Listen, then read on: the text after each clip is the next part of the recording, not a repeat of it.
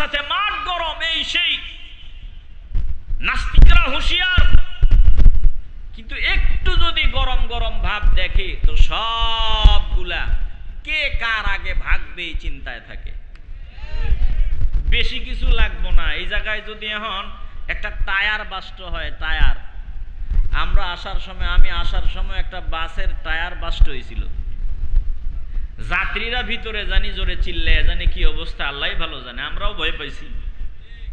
Police যে দেখি তাড়াতাড়ি বন্দুক নিয়ে দৌড়ে গেছে। আসলে কি বাস্ট হয়েছে? আসতে বলবেন না, জোরে বলেন। এই জায়গায় যদি একটা টায়ার বাস্ট হয় তাহলে তাহিরি সাহেবকে আপনারা বলবেন হুজুর আমনে থাকেন, আমরা আসি। কথা কয় না? শ্রোতার তো অভাব নাই, কিন্তু ডাক মার্কার ভোট কই?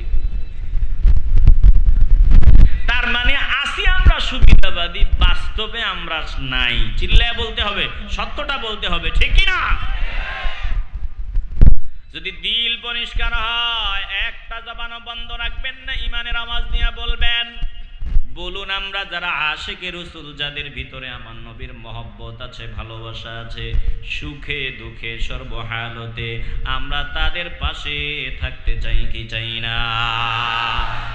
এ মুসলমান ইমানদার, যেখানে আমার মাওলা বললেন ফালা তাখদানা বিল কওল, কোমল কণ্ঠেও কথা বলা যাবে না, কোমল কণ্ঠে কথা বলা যাবে না, ওখানে আমগো দেশের গায়িকা যারা গান গায়, এখন তারা আল্লাহর কালামের আয়াত মানবে না, অমান্য করবে। আবার যারা গান শোনে তারা গানে মজা পায়। একটু দিল দিয়ে ইমানের আওয়াজ দিয়ে বলবেন, রুনা লায়লার গান যারা শোনে, আবার কত নাম আছে, অত নাম আমরা জানি না, ওই গায়িকাদের গান যারা শুনিয়া মজা পায়, এদেরও অনেক সাপোর্টার বাংলাদেশে আছে। বলুন তারা আল্লাহর কালামের এই আয়াতের আমল করলো না ছাড়লো?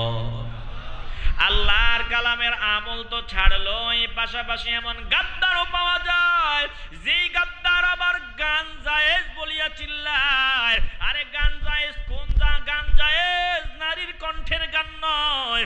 পুরুষ যদি আল্লাহর মহব্বতের গান গায়, আমার নবীর শান গায়, ওই গান জায়েজ, কিন্তু নারীরা গাইবে ওটাও জায়েজ নাই। চিল্লায় এখন ঠিক কিনা? আমার মালিকের কথা শুনাইতেছি, পারলে কোরআন থেকে আয়াত কাটিয়া দেন, আমরাও বয়ান বন্ধ করিয়া দিব। আল্লাহ বলেন ফালা তাখদানা বিল কওল, কোমল কণ্ঠে কথা বলবা না।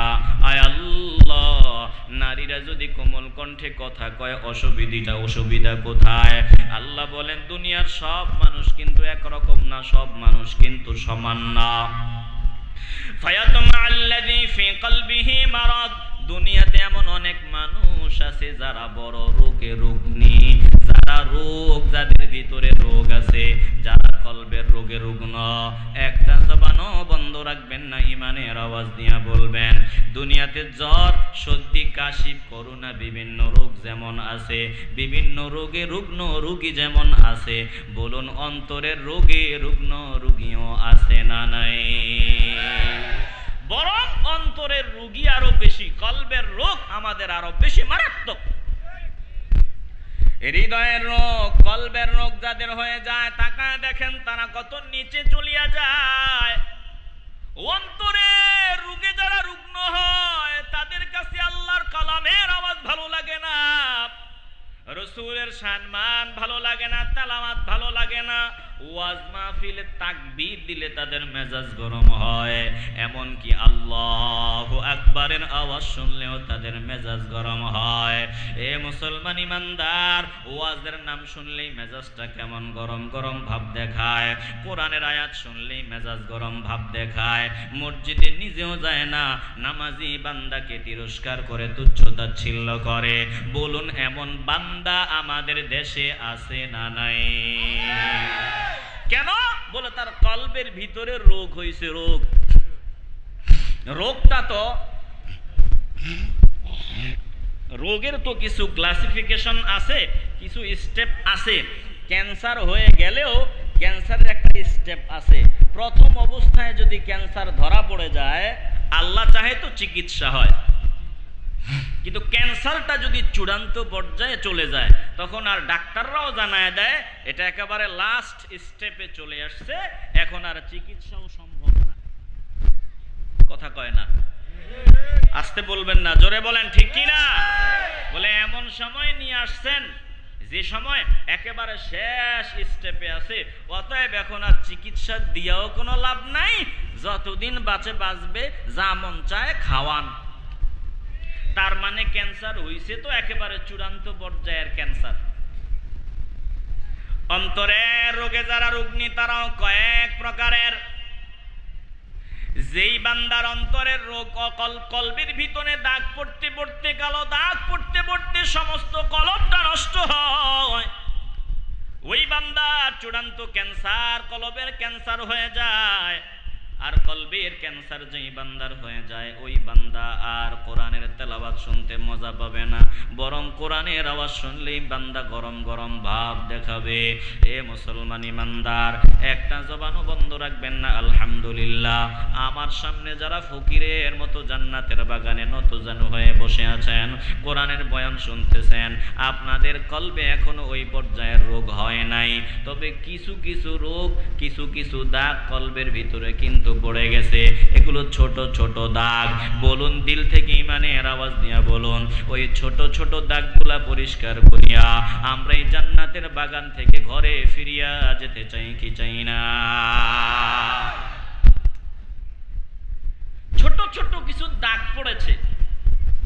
আল্লাহর নবী বলেন, ক্বালা রাসূলুল্লাহ সাল্লাল্লাহু আলাইহি ওয়াসাল্লাম, ইন্নাল মুমিনা ইযা আযনাবা কানাত নুকতাতুন সাওদাউ ফি কলবি। মুমিন বান্দা যখন কোন গুনাহের কাজে মগ্ন হয়, গুনাহ করতে দেরি হয়, মুমিন বান্দার কলবের ভিতরে একটা কালো দাগ বসিয়া যাইতে দেরি হয় না। ফাইন তাবা ওয়াস্তাগফারা সুকিলা কলবু। আর গুনাহটা করার পর যদি বান্দা তওবা করিয়া নেয়, আল্লাহর দরবারে ক্ষমা চায়, মাপ চায়, ওই গুনাহ থেকে ফেরত আসে। আর যদি বান্দা ওই গুনাহে লিপ্ত না হয়, আমার আল্লাহ বান্দার কলবটা পরিষ্কার পরিচ্ছন্ন করিয়া দেয়। ওয়া ইন জাদাত হাত্তা তাআলু কলবাহু।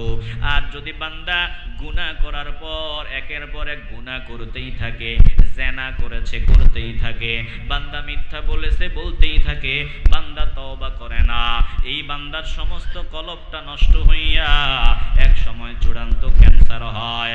যখন কলবের চূড়ান্ত ক্যান্সার হয়, ওই বান্দা নাস্তিক হয়, মুরতাদ হয়, ইসলামের দুশমন হয়। আলহামদুলিল্লাহ, এখনো আমাদের কলবটা নষ্ট হয় নাই, এখনো কলবটা ভালো আছে। পরিপূর্ণভাবে আমরা কলবটাকে পরিষ্কার করতে চাই। একটা জবানও বন্ধ রাখবেন না। বলুন আমরা মাওলার দরবারে খাঁটি তওবা করিয়া ঘরে ফিরিয়া যেতে চাই কি চাই না?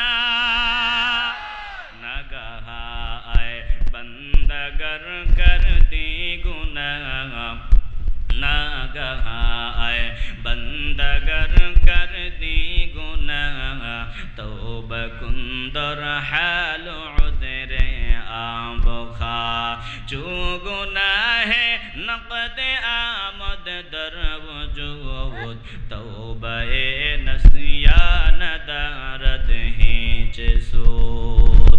ए मुसलमान ईमानदार, আল্লাহ রব্বুল আলামিন বলেন, ফালা তাখদানা বিল কওল, কোমল কণ্ঠে কথা বলিও না। ও পর্দার আড়ালের নারীরা গো, মা গো, একটু দিল দিয়ে কথাগুলো হৃদয়ের ভিতরে ঢুকায়া নাও।